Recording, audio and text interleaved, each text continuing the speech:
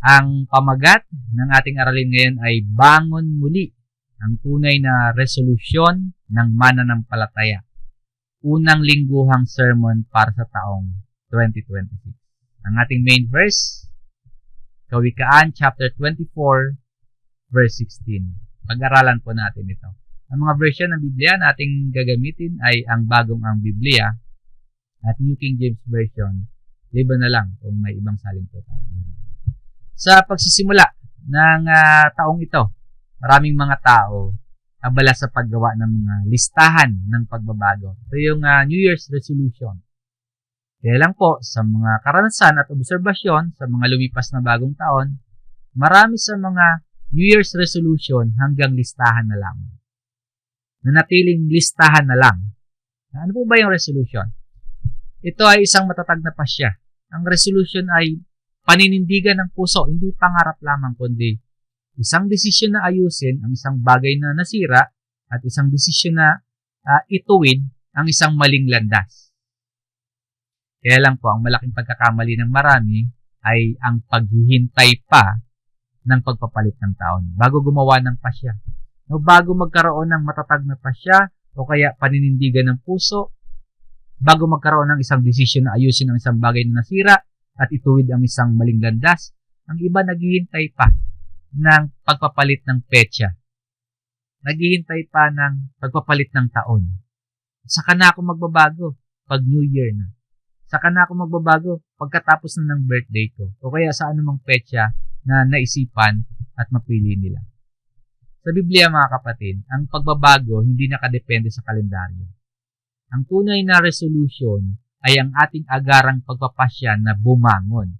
Ibig sabihin, yung agarang pagpapasya na bumangon, paghingi ng tawad sa Diyos agad-agad sa tuwing tayo ay nagkakasala. Ngayong unang linggo ng 2026, ang panawagan sa atin, hindi lamang tayo gumawa o kaya magkaroon ng mga bagong listahan kung ano yung mga kailangan nating baguhin, kundi magkaroon din tayo ng pusong handang bumangon sa bawat pagkakataon. Ang Biblia nagtuturo sa atin na ang pagbangon at pagsisisi dapat isang lifestyle ng isang tunay na mananampalataya. Ang pagbangon at ang pagsisisi, isang pang-araw-araw na desisyon. Huwag nating hintayin yung susunod na January. Huwag nating hintayin yung anumang mga petsa para ayusin yung ating relasyon sa Diyos. Kundi sa bawat sandali na tayo ay nagkakamali, aalalahanin natin na ang biyaya ng Diyos sapat para tayo ay muling ibangon. Ngayong naunawaan na natin o naipaalala sa atin yung konteksto ng ating paglalakbay sa buhay Kristiyano, simulan nating busisiin o simulan nating himayin yung ating main verse. Dito natin huhugutin yung lakas at dito natin huhugutin yung prinsipyo kung paano ba talaga humarap sa mga hamon, sa mga challenges ng buhay. Sa unang punto ng ating aralin, ang katotohanan tungkol sa pagkakadapa. Sa ating paglalakbay ngayong bagong taon, kailangan nating maunawaan na ang buhay Kristiyano hindi isang tuwid na guhit. Hindi laging straight line patungo sa langit. Ang buhay Kristiyano po, may mga bahagi ng pagsubok. May mga bahagi ng pagkakamali. Ibig sabihin, bilang mga mananampalataya, asahan natin na yung ating paglalakbay sa buhay nito may mga liko. Makakaranas tayo ng mga lubak at pagkakataong tayo po ay magkakamali o kaya madadapa. Ngayon, ang mahalaga po, hindi yung pagbagsak. Ang mahalaga, hindi yung pagkadapa. Ang mahalaga, yung pagbangon. Sinasabi ng salita ng Diyos sa ating main verse sa Proverbs chapter 24, verse 16. Sapagkat ang matuwid ay makapitong nabubuwal at bumabangon na naman. Ngunit ang masama ay nabubuwal sa pamamagitan ng kasakunaan. Ang verse na ito, isang makapangyarihang paalala tungkol sa katatagan ng loob at tungkol sa pagkakaiba ng karakter ng tao sa gitna ng mga pagsubok. Ito po ay nagtuturo sa atin na yung pagkakamali, hindi yan yung final destination natin. Ang pagkakamali ay hindi ang katapusan. At nagtuturo din sa atin ng kaibahan ng tagumpay sa kabiguan ay nakadepende pala ito sa kung ano yung ginagawa mo matapos mong mabuwal. Kumbaga, ang matuwid may bounce back attitude. Merong bounce back mentality dahil yung kanyang lakas nagmumula sa tamang prinsipyo at yung kanyang lakas ay dahil sa pagtitiwala niya sa Diyos. Sinasabi nga po dito, sapagkat ang matuwid ay makapitong nabubuwal. Now, for a righteous man, yung matuwid, hindi ibig sabihin na perfecto na. Yung matuwid, hindi ibig sabihin na hindi na magkakamali. Kasi sa katunayan dito, kinikilala nga na yung mga matutuwid na tao, makakaranas din ng kabiguan. Makakaranas din ng pagkakamali o kaya makakaranas din ng matitinding pagsubok. Kaya nga nabubuwal eh. Meaning, nahuhulog yung mga matuwid. Tumutumba, bumabagsak. Fall 7 times. Makapitong nabubuwal. Bakit makapito? Yung nabanggit dito sa verse na ito. Ayon sa maraming Bible scholars, yung number na 7, yung numero na 7, madalas pong sumisimbolo sa completeness, sa kabuuan, o sa kaganapan. Pinapakita nito na kahit gaano pa kaganap, o kaya gaano pa kabigat yung ating pagkadapa, hindi doon magtatapos hindi yun yung ending ng ating kwento. Hindi doon magtatapos. Hindi yun yung pagkadapa, hindi yun yung final destination natin. Ito yung mga halimbawa ng mga number na 7 na nakatala sa Biblia bilang pagpapakita na yung number 7 na yun ay kabuuan o pagiging ganap o kaya complete. Sa numerong 7, hindi lang ito simpleng bilang. Mahalagang maunawaan natin ito na ang number na 7 ay simbolo. Bakit ito mahalaga? Sa Book of Revelation, so sa aklat ng mga pahayag, makikita natin na paulit-ulit yung paggamit sa number na 7 para ipakita yung ganap na plano at ganap na kapangyarihan ng Diyos. Narito po yung mga halimbawa. 7 din na halimbawa. Basahin natin. Sa Revelations chapter 1 verse 4, 7 iglesia, ang kabuuan ng katawan ni Kristo. Sa Revelations chapter 1 verse 12, 7 gintong ilawan, ang ganap na liwanag sa gitna ng kadiliman. At sa Revelations chapter 1 verse 16, 7 bituin, ang mga pinuno sa ilalim ng gabay ng Panginoon. At sa Revelation chapter 3 verse 1, 7 Espiritu ng Diyos, ang kaganapan ng banal na Espiritu. At 7 nagniningas. O sa Revelation chapter 4 verse 5, 7 nagniningas na sulo, ang perpektong presensya ng Diyos. Sa Revelation chapter 5 verse 1, 7 tatak, ang ganap na katarungan at plano sa kasaysayan. At sa Revelation chapter 5 verse 6, 7 sungay at 7 mata, ang ganap na kapangyarihan at karunungan ng kordero. Kaya dito sa ating main verse, sapagkat ang matuwid ay makapitong nabubuwal, kung yung number na 7 po ay sumisimbolo sa completeness, sa kabuuan, ipinapaalala nito sa atin na yung ating buhay ay isang buong proseso. Nakasama sa buong proseso na yun, kasama sa ganap o kaya complete na karanasan ng tao ay kasama talaga yung pagsubok na maaari natin ikabuwal. Ipinapakita nito na yung pagkabigo o kaya pagkadapa, hindi lang siya aksidente. Yung pagkadapa ay isang ganap at sapat na karanasan sa buhay ng kahit sinong tao. Maging mga matuwid, maaaring makaranas ng pagkabigo. Ang salitang makapito dito, nagsasabi sa atin din ng dalawang bagay. Pagkagamit ng number na 7, nagsasabi din sa atin ng una, ito ay paulit-ulit. Yung pagkadapa, maaaring maranasan ng tao, hindi lang minsanan. Maaari itong mangyari ng paulit-ulit yung pagkabuwal. Pagkabuwal sa iba't ibang aspeto ng ating buhay. Number 2, ito ay bahagi ng proseso. Hindi sinabi ng talata na ang matuwid hindi nadadapa. Kasama talaga siya na bahagi ng proseso. Kinikilala pa nga dito na kahit yung taong namumuhay ng tama, yung taong matatawag na matuwid, makakaranas ng ganap o kaya matinding pagsubok. Sa madaling salita, yung makapitong pagkadapa o kaya makapitong pagkabuwal, sumisimbolo yon sa sukdulang bigat ng pagsubok na maaaring maranasan o harapin ng isang tao. Hindi ito sumusukat sa kasalanan, kundi ito yung katotohanan na ang buhay puno ng mga hamon, puno ng mga challenges na kayang magpabagsak o challenges na kayang magpabuwal sa atin ng lubos na pagkabuwal. Pero yun nga, no? Yung matuwid, may bounce back attitude.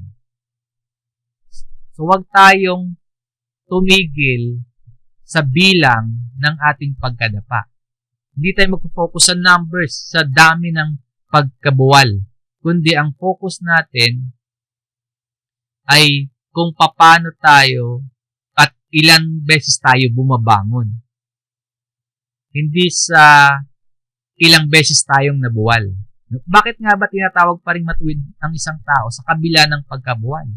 Tingnan natin sa susunod na bahagi ng talata na siya magpapaliwanag ng tunay na kaibahan ng isang taong matuwid sa taong masama. At bumabangon na naman. Ito yung pinaka-importante katangian ng isang matuwid na tao.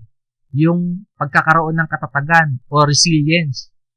Hindi siya nananatiling nakadapa o nakabuwal. Ang kanyang pagtuwid, hindi dahil natumba siya, kundi dahil meron siyang determinasyon. Meron siyang pananampalataya na magsimula uli. Bumabangon na naman. Paalala sa atin na ang tagumpay ng isang tao, hindi sinusukat yan sa dalas ng kanyang pagbagsak. Kundi yung tagumpay po, nasusukat yan sa dalas ng kanyang pagtayo. Ang matuwid, hindi nasusukat sa dami ng pagkabuwal, kundi sa dami ng pagbangon. Ngunit ang masama ay nabubuwal sa pamamagitan ng kasakunaan. Dito, ipinapakita yung kaibahan ng taong masama sa taong matuwid. Kapag ang isang taong yung masama, walang mabuting hangarin, walang pananampalataya, kapag yung taong ganyan, tinamaan ng sakuna, tinamaan ng malaking problema, madalas doon na nagtatapos yung kanilang lakas. Madalas, yun na yung final destination nila. Yung kasakunaan o calamity, nagiging huling hantungan para sa mga taong walang matibay na pundasyon ng karakter. Habang yung matuwid, ginagamit yung pagsubok para matuto. Yung masama, tuluyang na bubuwal, tuluyang nagagapi ng bigat ng kanilang maling desisyon o kaya kawalan ng pag-asa. Para mas maunawaan natin yung konseptong ito, sa susunod na bahagi ng ating aralin, tingnan natin yung dalawang dakilang tauhan na nabuwal ng husto. Pero, sa kabila ng pagkabuwal, piniling bumangon sa tulong ng Diyos. Ito yung mga halimbawa ng pagbangon sa Biblia. Number 1, Haring David. Ang pagbangon mula sa moral na pagbagsak. Sa Psalms chapter 51, dito sa verse 10, lumalang ka sa akin ng isang malinis na puso, O Diyos, at muli mong baguhin ang matuwid na espiritu sa loob ko. Upang lubos nating maunawaan kung paano bumangon sa tuwing tayo ay nabubuwal, kailangang magmula yung pagbabago sa pinakaugat ng ating pagkatao, yung ating puso. Ang verse na ito, pagsusumamo o panalangin ni Haring David matapos siyang mahulog sa isang mabigat na kasalanan. At ito yung dapat na maging tunay nating resolution na bagong taon man yan o hindi. Ito yung dapat na maging permanenteng hangarin ng ating buhay. Yung malinis na puso at matapat na espiritu. Pag-aralan po natin ang bawat parirala. Sabi dito, lumalang ka sa akin. Yung salitang lumalang sa Hebrew word po niyan ay bara. Parehong salita na ginamit sa Genesis ng likhain ng Diyos yung mundo mula sa wala. Pinapaalala nito sa atin na yung pagbangon mula sa pagkakasala, hindi kayang gawin ng sariling disiplina. Yung pagbangon sa sariling pagkakasala, hindi natin kayang gawin sa pamamagitan ng ating sariling willpower lamang. Kailangan natin ang kapangyarihan ng Diyos upang gumawa ng isang bagay na bago sa atin. Upang lumalang ng bago sa atin. Sa pagpasok ng 2026, aminin natin na hindi natin kaya ang mag-isa. Kailangan natin yung banal na intervention ng Diyos para tayo makapagsimulang muli. Sabi dito, lumalang ka sa akin ng isang malinis na puso, O Diyos. Yung puso yung sentro ng ating mga desisyon. Yung puso natin, sentro ng ating mga desires. Nadarapa tayo dahil sa dumi ng kasalanan sa ating puso. Yung paghingi ng malinis na puso, pag-amin na hindi sapat yung panlabas na pagbabago. Kapag humihingi tayo ng isang malinis na puso, pag-amin na yung mga pakitang taong resolution, hindi yan sapat. Ang agarang pagsisisi ay ang paglapit sa Diyos upang hugasan yung lahat ng mancha na naidulot ng ating kasalanan. Nang sa gayon po, makalakad tayo ng may katapatan. Create in me a clean heart, O God, at muli mong baguhin. Ito yung direktang ugnayan sa pagbangon. Yung salitang muli, papahiwatig na mayroong nasira. Merong nawala dahil sa pagkadapa. Ipinapakita nito na ang Diyos, ang ating Diyos po, Diyos ng pangalawang pagkakataon. God of second chance. Hindi natin kailangan hintayin yung susunod na bagong taon. Hindi natin kailangan hintayin yung mga special na petsang pinili natin para makiusap sa Diyos na baguhin tayo. Hindi natin hintayin na dumating yung birthday natin para makiusap tayo sa Diyos na lalangan tayo ng bagong puso. Ang pagpapanibagong ito, bukas lagi para sa atin. Sa bawat sandali na tayo ay lumalapit sa Diyos ng may pagpapakumbaba, bukas lagi ang pagkakataon na baguhin tayo ng Diyos. Sa pagpapatuloy po, ang matuwid na espiritu sa loob ko. And renew a steadfast spirit within me. Yung matuwid na espiritu ito na hindi madaling mayanig ng tukso. Espiritu ito na hindi basta-basta pabubuwal sa mga pagsubok. Ito yung kailangan natin para hindi tayo manatiling nakadapa, nakabuwal. Hindi tayo manatiling nakalugmok. Sa paghingi nito, dinadalangin natin na bigyan tayo ng Diyos ng paninindigan na manatiling tapat sa Kanya. Hindi lamang katapatan ito ngayong New Year, ngayong bagong taon, kundi katapatan hanggang sa wakas ng ating buhay. Ang pagbangon, hindi lamang pagtayo, kundi pagkakaroon ng matuwid na direksyon sa tulong ng banal na Espiritu. Kung sa Proverbs chapter 24 verse 16, nakita natin yung pangako na ang matuwid ay babangon. Babangon at babangon siya. Dito naman sa chapter 51 verse 10 ng Psalms, nakita natin yung paraan kung paano babangon. Hindi sapat na sabihin magbabago na tayo. No? Hindi pala sapat na sasabihin ko na magbabago na ako. Kundi ang kailangang sabihin, Panginoon, likhain mo ang pagbabago sa akin. Yung agarang pagsisisi, hindi lamang paghinto sa masamang gawa, kundi paghiling sa Diyos na palitan yung ating puso. Isang pusong bago, isang pusong malinis na nagnanais sumunod sa Kanya sa bawat pagkakamali natin. Gawin po natin itong prayer ni David bilang instant resolution. Instant, huwag nating patagalin yung dumi sa ating puso. Hilingin agad natin yung paglilinis ng Panginoon sa ating puso. So ito yung halimbawa, pagbangon ni David mula sa moral na pagbagsak. May kalawang halimbawa ng pagbangon sa Biblia, itong si Apostle Peter. Ang pagbangon mula sa pagkakaila. Ito yung pagbangon sa pamamagitan ng pag-ibig at pagpapanumbalik.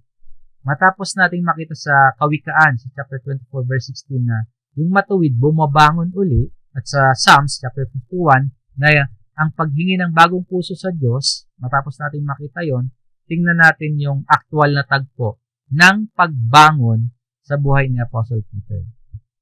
Ibig sabihin, nakaranas si Apostol Pedro ng pagkadapa. Kasi babangon siya. No? Kailan nangyari yung pagkadapa ni Apostle Peter? Si Pedro ay nadapa nung itatwa niya o kaya ikaila niya ang Panginoong Hesus ng 3 beses. Umalala niyo po yung kwento tungkol sa pagtilaok ng manok na sinabi ni Jesus kay Pedro bago aristohin ng Panginoon, sabi ng Panginoon, "Katotohanan ang sinasabi ko sa iyo." Sabi ni Jesus kay Pedro, "Sa gabing ito, bago tumilaok ang manok, ipagkakaila mo ako ng 3 ulit." Ganun nga yung nangyari. Sa kabila ng pagiging apostol ni Pedro, at masasabi natin, malapit siya kay Jesus, na mahal niya ang Panginoon, nadapa siya. Nagkasala si Pedro. Pagkatapos maaresto si Jesus at namatay sa krus, yung mga apostol nagpulasan, bumalik sa kanilang mga hanap buhay. Paalala po ito sa atin, yung tagpong yan na kahit yung mga pinakamalalapit ni Jesus, nakakaranas ng pagkakataong sila ay mabuhay.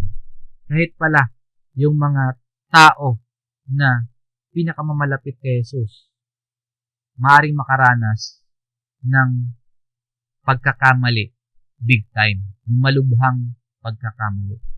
Ang talatang ito na babasahin natin, naganap matapos mabuhay ng muli ng Panginoong Hesus. So, John chapter 21, verse 17, sinabi niya sa kanya sa ikatlong pagkakataon, "Simon, anak ni Juan, minamahal mo ba ako?" Ikatlong pagkakataon na itong banggit dito. Yung pag-uulit ni Jesus sa tanong na ito, hindi para saktan lang si Pedro, kundi para tapatan yung 3 beses na pagkakaila ni Pedro noon. Pinapaalala nito sa atin na yung pagbangon nagsisimula sa pagharap sa ating mga pagkakamali. Sa pagpasok ng bagong taon, tinatanong din tayo ng Panginoon. Tulad ng tanong dito ng Panginoong Hesus kay Apostle Peter. Sa kabila ng iyong pagkukulang, sa kabila ng mga pagkakamali mo noong nakalipas na taon, ang tanong sa atin ng Panginoong Hesus, minamahal mo ba ako? Ang pag-ibig sa Diyos yung pinakamalakas na motibasyon para bumangon tayo mula sa pagkadapa. Ibig sabihin po, hindi yung bigat ng pagkakasala, yung huling salita, kundi yung lalim ng iyong pagmamahal sa Panginoon na siyang magbabangon sa iyo. Nalungkot si Pedro sa pagkatatlong ulit ng sinabi sa kanya, minamahal mo ba ako? Ang kalungkutan dito ni Apostle Peter ay tanda po ng tunay na pagsisisi. Ito yung kalungkutan na godly sorrow. Sa ating sermon, tinalakay natin na yung matuwid po, bumabangon dahil nasasaktan sila. Sa katotohanan sila po ay nakasakit sa damdamin ng Diyos, yung mga taong matuwid, nasasaktan din. Mahalaga ito itong grieve, itong nalungkot si Pedro. Bakit po? Yung anumang resolution, kapag walang kalungkutan, kapag hindi nakaramdam ng kalungkutan sa nagawang kasalanan, anumang resolution yan, panlabas lang yan. Ang tunay na pagbangon, may kalakip ng pusong nagpapakumbaba. At sinabi niya sa kanya, Panginoon, nalalaman mo ang lahat ng mga bagay. Take note, nalulungkot dito si Pedro. Sabi ni Apostle Peter, Panginoon, nalalaman mo ang lahat ng mga bagay. Nalalaman mo na minamahal kita. Dito po, isinuko ni Pedro yung kanyang sarili sa kaalaman ng Panginoon. Kinikilala niya na alam ng Panginoon yung kanyang kahinaan. Alam ng Panginoon yung kanyang pagkadapa.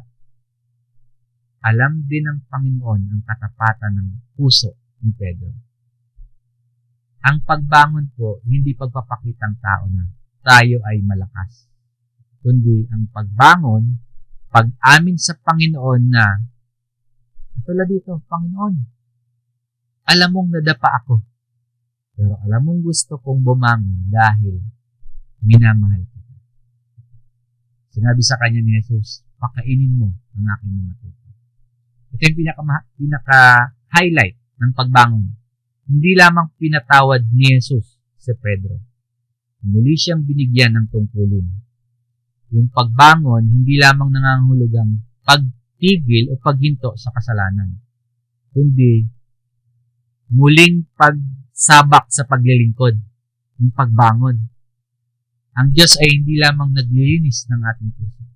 Hindi lang lumalalang ng bagong puso sa atin, kundi nagtitiwala rin ang Diyos sa atin na ituloy yung kanyang gawain sa kabila ng ating mga nakaraang kabiguan o pagkabuhay.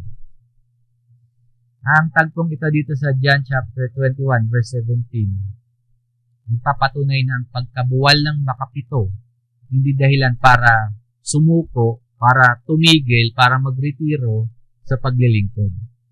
Kung tayo ay nagkasala, tayo ay nanghina, ang resolution natin hindi dapat tumigil na lang o kaya nahiya na ako kaya lalayo na ako sa kapatiran.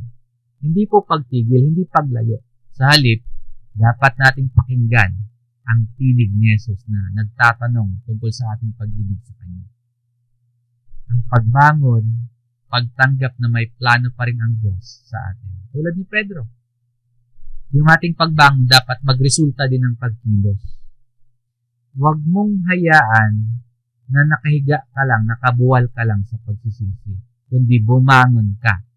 Tanggapin ang pagpapatawad ng Diyos at muli mong pakainin ang kanyang mga tupa. Ibig sabihin, ipagpatuloy yung misyong ibinigay sa iyo ng Panginoon. Ipagpatuloy mo ang misyon na ibinigay sa iyo ngayong taon hanggang sa pagpapatuloy ng ating buhay. Yung halimbawa, number 2 natin, si Apostol Pedro, ang pagbangon mula sa pagkakaila. Ang Panginoon mismo ang nag-akay sa kanya upang makabangon. Sa ikatlong punto ng ating aralin, ang agarang pagsisisi bilang pinakamahalagang resolution. Ang problema sa paggawa ng resolution tuwing bagong taon lamang, ang problema dyan, napapatigas nito yung ating mga puso. No? Kung tuwing bagong taon lamang tayo gumagawa ng resolution, may panganib ng hardened heart. Kapag pinapatagal natin yung pagsisisi, yung paghingi ng tawad, lalong nagiging mahirap bumangon. Sa ating pagtalakay sa Kawikaan chapter 24 verse 16, natutunan natin na yung matuwid, bumabangon talaga ulit. Paulit-ulit din yung pagbangon. Ngayon, yung tanong, kailan? Kung ang taong matuwid ay bumabangon ulit, tuwing kailan dapat bumangon? Dito pumapasok yung paalala ng manunulat ng aklat ng Hebreo na yung tunay na resolution ay hindi hinihintay na palipasin yung panahon. Hindi hinihintay yung pagpapalit ng kalendaryo o mga espesyal na okasyon, kundi ang tunay na resolution ginagawa sa sandaling tinawag tayo ng Diyos. Sinasabi nga dito sa Hebreo chapter 3 verse 15, gaya ng sinasabi, ngayon, no? While it is said, today.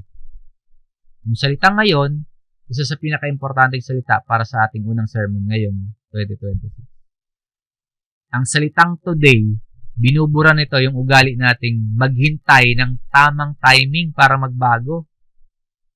Na maghintay, mag-isip ng petsa, ng okasyon, ng tamang timing kung kailan dapat magbago. Ang laging tamang timing po ay ang ngayon. Sa Biblia, ang oras ng kaligtasan at oras ng pagsisisi, laging today. Kung tayo ay nadapa o nabuwal, ang pagbangon dapat mangyari sa sandaling na-realize natin na tayo ay bumagsak. Huwag nating hintayin yung susunod na buwan o anumang okasyon o susunod na New Year. No, gaya ng sinasabi, ngayon, kung marinig ninyo ang kanyang tinig. Ang Diyos ay patuloy na nangungusap sa atin. Ang Diyos patuloy na nagsasalita sa iyo. Paano po? Nagpapaabot ng tinig ang Diyos sa iyo sa pamamagitan ng kanyang salita. Maging sa pamamagitan ng araling ito, ang Diyos ay nangungusap sa atin at sa pamamagitan po ng banal na Espiritu. Yung pakikinig natin sa tinig ng Diyos, isa iyong pribilehiyo. Yun yung alarm clock natin ng ating spiritual na buhay na para bang nagsasabi sa ating O mga mananampalataya, bumangon na kayo. O kaya, isang ama na nagsasabi sa ating anak, bumangon ka na. Bumangon na tayo. Ang pagbangon ni Pedro sa natalakay nating talata kanina, tugon sa tinig ni Jesus. At ang sinasabi pa nga dito sa Hebreo chapter 3 verse 15, huwag ninyong papagmatigasin ang inyong mga puso. Ang pagpapatigas po ng puso, ito yung sadyang pagtanggi sa paanyaya ng Diyos na magsisi. Kung may katuruan, kung may paliwanag, kung may pag-anyaya ang Diyos na magsisi, tapos tumatanggi tayo, pinapatigas natin yung ating puso. Kapag ipinagpapaliban natin yung paghingi ng tawad, tapos sasabihin natin sa kanalang. Pagdating na lang ng tamang okasyon, tamang timing. Kapag ganon yung attitude natin, unti-unting kumakapal yung kalyo sa ating puso. Kapag kumapal yung kalyo sa ating puso, hindi na natin mararamdaman yung bigat ng kasalanan. Ang pagbangon, nangangailangan po ng malambot na puso. Isang puso na tulad ng hinihingi ni Haring David sa Psalms chapter 51. Kasi yung matigas na puso, hindi yan kayang bumangon. Kapag matigas na yung puso, mananatili yan nakabuwal, mananatili yan nakalugmok. Nagaya ng sa paghimagsik. Ang paghimagsik o rebellion, ito yung pagkaalam sa tama, pero pinipiling gawin pa rin yung mali. Alam na yung tama, pipiliin pa rin yung mali. Ipinapaalala nito yung naging karanasan ng mga Israelita sa ilang. Yung pagtangging bumangon agad, matapos yung pagkakasala, isa yung anyo ng paghimagsik sa biyaya ng Diyos. Hindi lamang ang taong 2026, kundi sa lahat ng nalalabi pang panahon ng ating buhay, magiging taon ng tagumpay kung pipiliin po nating sumunod at hindi maghimagsik, no, at hindi magrebelde sa tuwing itinutuwid tayo ng Panginoon. So ito po yung call to action para sa ating aralin ngayon. Kung pagsasama-samahin natin yung ating mga talatang tinalakay sa Kawikaan chapter 24 verse 16, ipinapakita ang pangakong may pag-asa. Maaari tayong bumangon. Dito naman sa Psalms chapter 51 verse 10, ipinapakita ang paraan. Humingi ng bagong puso at espiritu sa Diyos. At sa John chapter 21 verse 17, ipinapakita ang motibasyon, ang pag-ibig natin kay Jesus at ang kanyang layunin sa atin. And number 4, dito sa Hebreo chapter 3 verse 15, ipinapakita ang takdang panahon. Kailan ang takdang panahon? Ang tamang panahon? Ngayon. Today. Huwag natin gayahin ang mundo. Huwag natin gayahin ang sanlibutan na naghihintay ng okasyon para magbago. Ang Kristiyanong nais lumago ngayong bagong taon, Kristiyanong marunong makinig sa tinig ng Diyos. At ang response sa tinig ng Diyos ngayon, may pusong handang tumalima. May pusong handang sumunod agad. Kung ikaw ay nabuwal sa iyong moralidad, sa iyong panalangin, o kaya sa iyong paglilingkod, huwag maghimagsik. Huwag papagmatigasin ang puso. Bumangon ka ngayon dahil ang Diyos ay naghihintay na muli kanyang ibangon. Agarang pagsisisi bilang pinakamahalagang resolution. Hindi bukas. Hindi sa susunod na buwan, hindi sa New Year ulit, kundi ngayon. Kaya po sa lahat ng plano natin ngayong 2026, ang pinakamahalagang desisyon na maaari natin gawin, hindi pagpapatagal sa ating pagsisisi. Agarang pagbangon. Ang kaibahan ng matuwid sa masama, hindi po kawalan ng kasalanan. Hindi kawalan ng pagsubok. Kundi, yung kaibahan ng matuwid sa masama ay yung bilis ng pagbalik sa Diyos kapag tayo po ay nabuwal, kapag tayo po ay nadapa. Ngayong naunawaan na natin ang lalim ng biyaya ng Diyos at ang kahalagahan ng pusong nagsisisi, paano natin ito isasabuhay sa ating pang-araw-araw na lakad o pamumuhay bilang Kristiyano. Dito na tayo papasok sa ating practical application. Lalo na ngayong bagong taon. Number 1, gawing daily audit ang iyong spiritual na buhay. Huwag hayaang lumubog yung araw na may kagalit. Huwag hayaang lumubog ang araw na may sirang relasyon o may hindi na isusukong kasalanan. Gawing daily audit ang iyong spiritual na buhay. Number 2, huwag mainggit sa masama. Huwag natin kainggitan ng masama. Sabi sa Kawikaan chapter 24 verse 16, ang masama ay napapahamak sa pamamagitan ng sakuna. Wala silang tagapagligtas. So, bakit kakainggitan? Walang magbabangon sa kanila. So, sa halip na mainggit sa masama, pahalagahan ang iyong relasyon sa Diyos. Number 3, maging mapagpatawad sa sarili, maging mapagpatawad sa iba.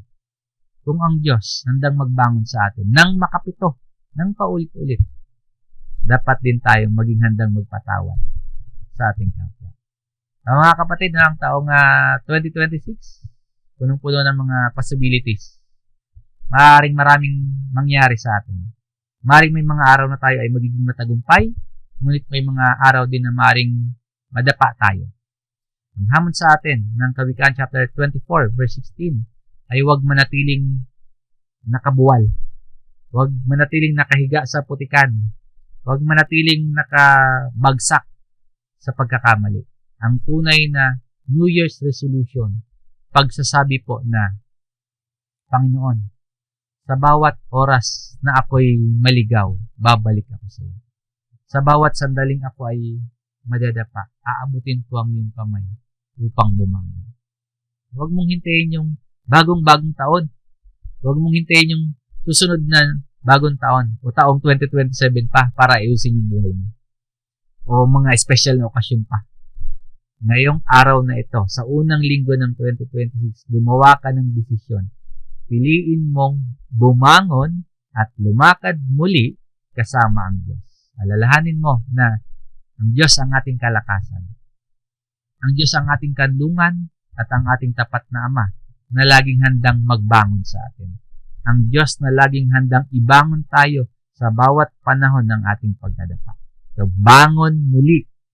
Ang tunay na resolusyon ng isang mananampalataya ay hindi ang kawalan ng pagkakamali, kundi ang tapang na bumangon muli sa bawat pagkakataon. Maraming salamat sa inyong pakikinig, mga kapatid. Nagpatuloy tayo sa biyaya ng Panginoon. Palain tayong lahat ng Diyos. Tayo pa ay muling manalangin.